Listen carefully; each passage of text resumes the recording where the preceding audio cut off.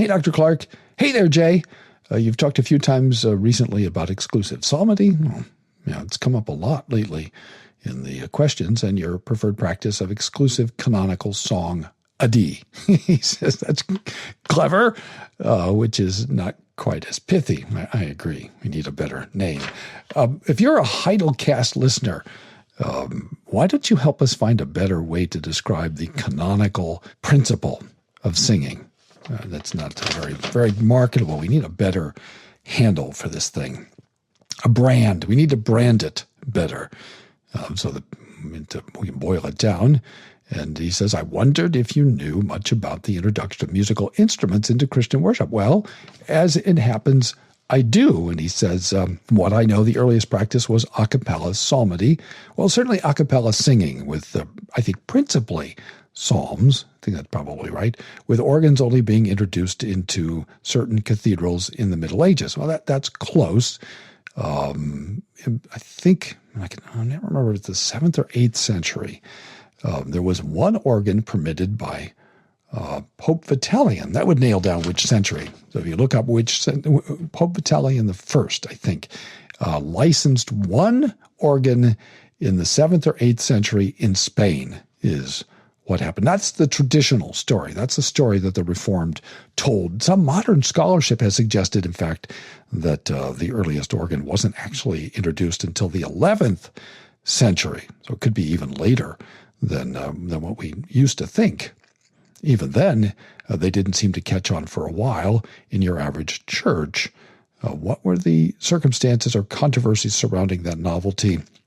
And what do you think of Aquinas' claim that organs were a Judaizing tendency? Well, I can answer that. I agree with him. It's Judaizing not in the sense that people are seeking to be justified by, grace and works or something like that, but Judaizing in the sense in which Thomas meant it was to go backwards in the history of redemption. So this is the interesting thing. In the 13th century, apparently, organs were not so well known, and it is a fact that, for example, in the Lateran chapel where the Pope worshipped, organs were not allowed. They were considered too informal because they are sort of the original praise band, if you will, because it's a band in a box. That's what an organ is. It's got all these different voices to imitate the various instruments. But the early Christian fathers, and you can see this for yourself, just go to heidelblog.net/resources, and then look for the resources on instruments in Christian worship. The early Christian fathers were death on instruments. They said that's a pagan practice. We don't do that. That goes back to the types and shadows. Those instruments were, covered with the blood of bulls and goats. And I'm elaborating a little bit on what they said, but that was the way they were thinking, and that's the way the Reformed argued in the 16th and 17th centuries.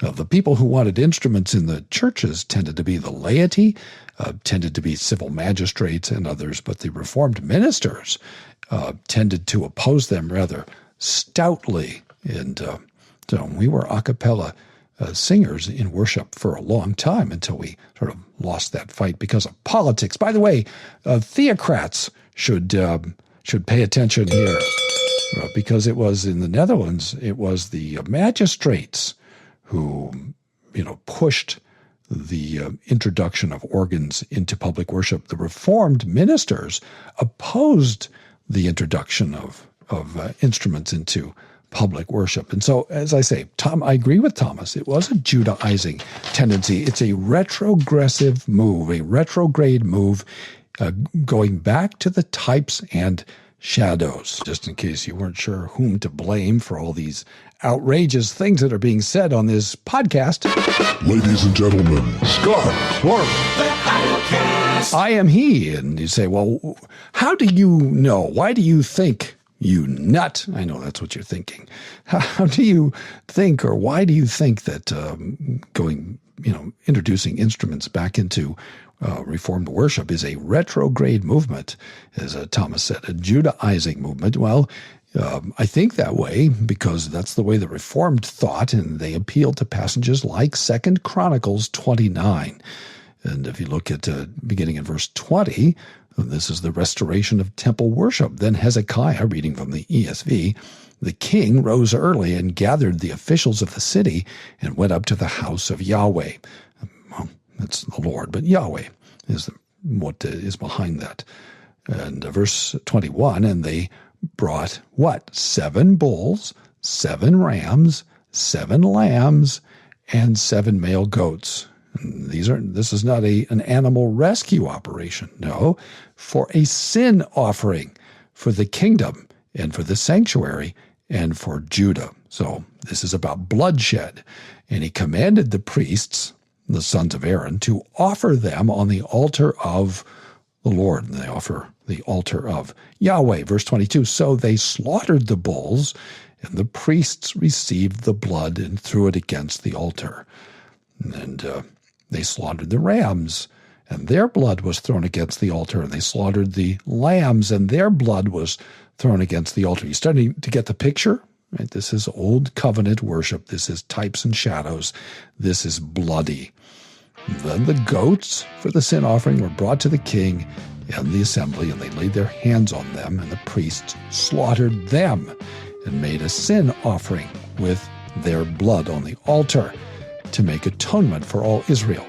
For the king commanded that the burnt offering and the sin offering should be made for all Israel. Now listen to this.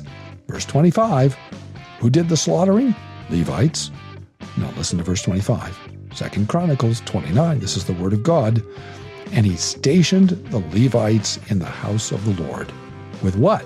Cymbals, harps, lyres, according to the commandment of David, and of Gad, the king's seer, and of Nathan, the prophet. For, now listen to this, the commandment was from the Lord through his prophets. God commanded it.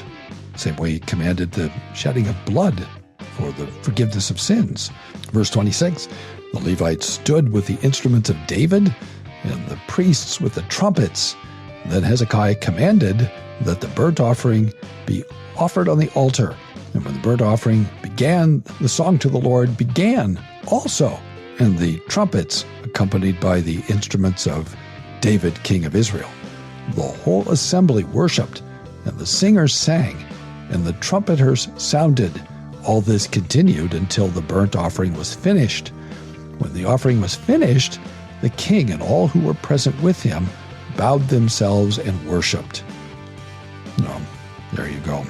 In other words, you can't have instruments. You say, oh, we want instruments. Well, then bring back the blood. Well, you can't have that. That was fulfilled. So how is it that the shedding of blood was fulfilled, but the instruments weren't? Because the instruments were all, as it were, not saying literally, but figuratively, as Calvin says, covered with the blood of bulls, goats, lambs, etc. It's all part of the bloody system of types and shadows, which is why the ancient church didn't use instruments and why the Reformed churches didn't use them in the classical period.